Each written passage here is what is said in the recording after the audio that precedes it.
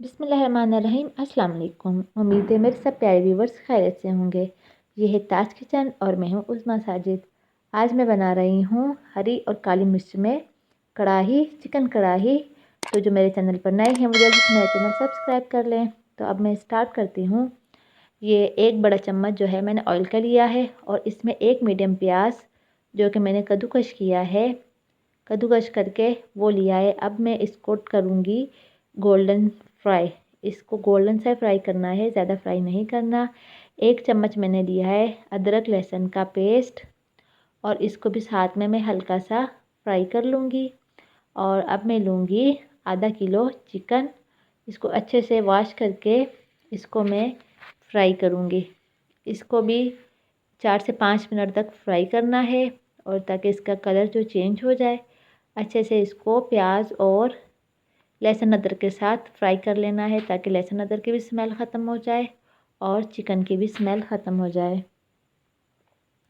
अब मैं इसमें डालूँगी 3 मीडियम टमाटर, बीच में से काट लिए हैं, आधा आधा कर लिए हैं पीस। और 3 पीस इसको काट कर इसको मैं ढक दूँगी 4 से 5 मिनट लो फ्लेम पर, बिल्कुल दम वाली फ्लेम पर, ताकि अच्छे से जो है इसका ऊपर वाला छिलका नरम पड़ जाए और मैं इसको आराम से इजीली रिमूव कर लूँ। ये देखिए मैंने इस तरह से रिमूव कर लिया है। छिलका ज़रूर रिमूव किया करें क्योंकि ये गुर्दों के लिए बहुत नुकसानदा होता है। अब 3 टुकड़े दालचीनी के, 2 लौंग, 1 बड़ी इलायची, 1 सब्ज़ इलायची और 7 से 8 काली मिर्ची, 2 टेबलस्पून कोरिएंडर पाउडर, 1 टेबलस्पून हल्दी और 1 टीस्पून ज़ीरे का पाउडर।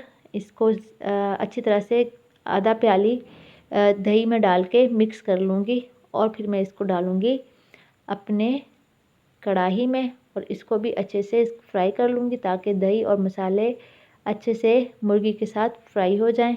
अब मैंने ये 5 से 6 ग्रीन चिली का पेस्ट बना लिया था, वो डाला है और 1 टेबलस्पून इसमें क्रश्ड साबुत धनिया और ज़ीरा डाला है और 2 टीस्पून नमक के डाले हैं और आधा टीस्पून काली मिर्ची डाली है। बस हमारी रेडी हो गई जल्दी से ये मेरी।